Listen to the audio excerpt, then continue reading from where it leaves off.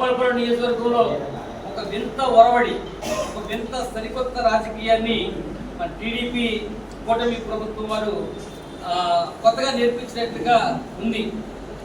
మొన్న రీసెంట్గా మా గోపాలపురం నియోజకవర్గం నల్లదన మండలంలో దొబ్బిడి పెద్దిరాజు అనే ఒక దళిత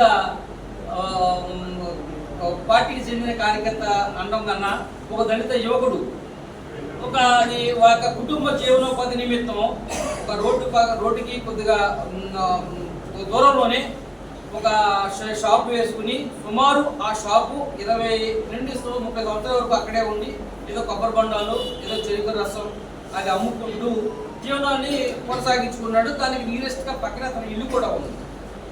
ఈ దాదాపు ఈ 20-30 సంవత్సరాలు అతను అక్కడ వ్యాపారం చేసుకుంటే ఎవరికి ఏ విధమైన ఇబ్బంది లేదు.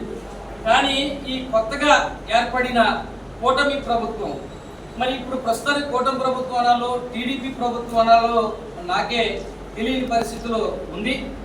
ఏది ఏమైనా ఈ టీడీపీకి సంబంధించిన పెద్ద నాయకులు ఆ షాపుని ఖాళీ చేయాలి అని సెక్రటరీ గారికి ఒత్తిడి చేసి సెక్రటరీ గారిని పంపించి అతని మీద ఎప్పుడు ఖాళీ చేస్తావు, నువ్వు ఎన్ని పీకేస్తావు అని చెప్పి బెదిరించి భయపెట్టడం ద్వారా అతను ఏం చేశాడంటే ఒకళ్ళు ఈ షాపు పోలీసులు కూడా వచ్చి నువ్వు తీస్తావా మేము పీకేయమంటావా అని చెప్పడం ద్వారా అతను వెంటనే ఆందోళన చెంది ఈ షాపు తీసేస్తే నా జీవనోపాధి మొత్తం కూడా పోతుందనే ఉద్దేశంతో ఆ షాపులో ఏదో చేలోకి ఏదో తెచ్చుకున్న మందు ఉంటే వెంటనే తీసుకుని ఈ షాపు పోతే నీ కుటుంబాన్ని పెంచుకోవడానికి నేను బతుకుండడం ఎందుకు అన్న ఉద్దేశంతో వాళ్ళ బెదిరింపులకు ఒత్తిళ్లకు టీడీపీ వాళ్ళ బెదిరింపులకు ఒత్తిళ్లకు తట్టుకోలేక మానసికంగా కృంగిపోయి అతను మందు సేవించి హాస్పిటల్ పోలయ్యాడు. ఆ మందు సేవించే టైంలో కార్యదర్శి అక్కడే ఉంది, పోలీసు వారు అక్కడే ఉన్నారు. ఆ తర్వాత అక్కడి నుంచి తీసుకెళ్లి ప్రభుత్వ హాస్పిటల్లో జాయిన్ చేయడం జరిగింది. ఆ జరిగినప్పుడు ఎవరు వెళ్తారండి? దానికి సంబంధించిన అంటే మానవత్వం అనేది మనిషికి ఎంతైనా ఉండవలసిన అవసరం ఉంటుంది.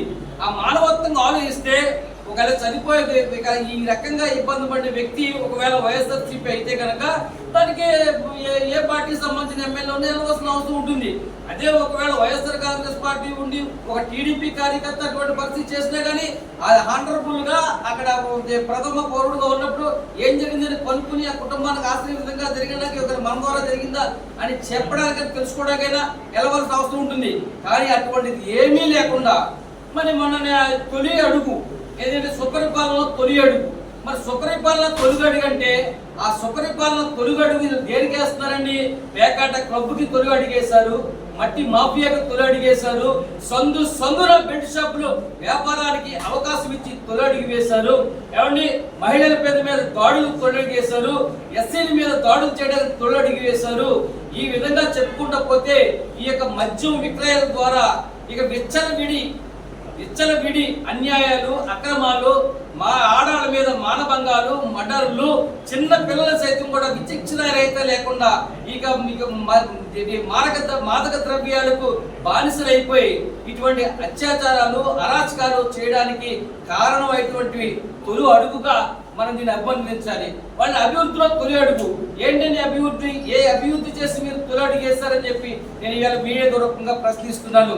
మహిళలకి అమ్మఒడి ఎలియాస్ తల్లికి వందనం వేశారు, పూర్తి స్థాయిలో దాన్ని మీరు కార్యాచరణ చేయలేకపోయారు.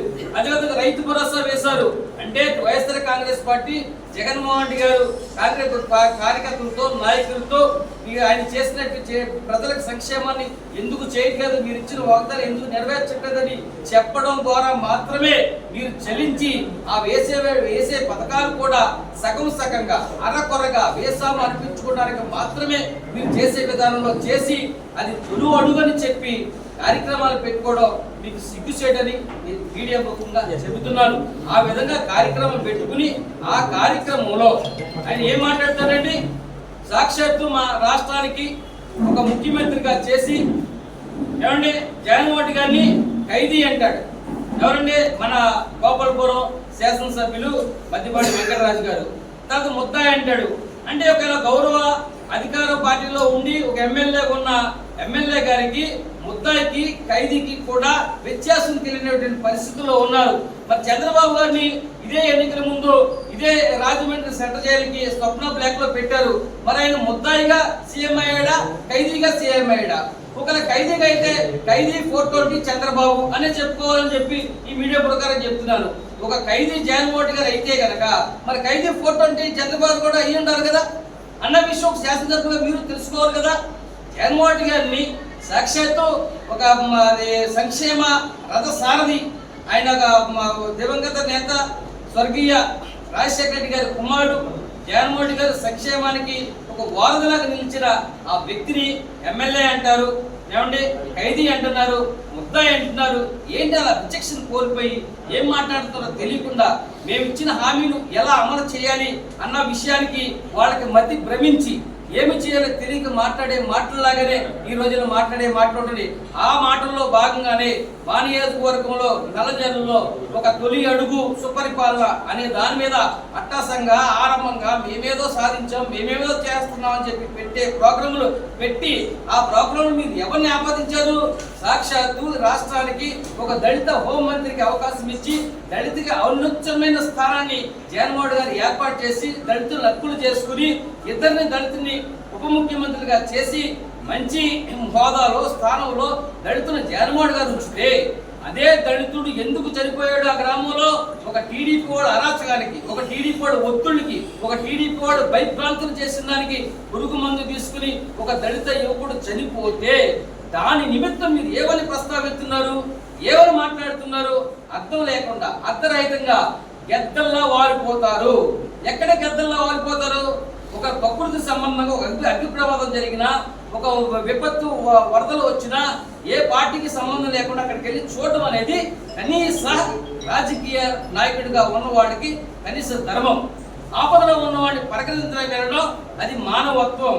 అంటే ఆ విషయం తాగిన పురుగు మందు సేవించిన వ్యక్తిని పలకరించడానికి వెళితే ఆ యొక్క వ్యక్తిని పలకరించడానికి వెళ్ళి అతను అపస్మార స్థితిలోకి వెళ్ళి ఒక 7 రోజులు ట్రీట్మెంట్ తీసుకుని అతను చనిపోతే అక్కడికి వెళితే గెద్దల్లాగా వెళ్ళిపోయారు. అంటే వైసీపీ వాళ్ళు గెద్దల్లాగా వెళ్ళారా?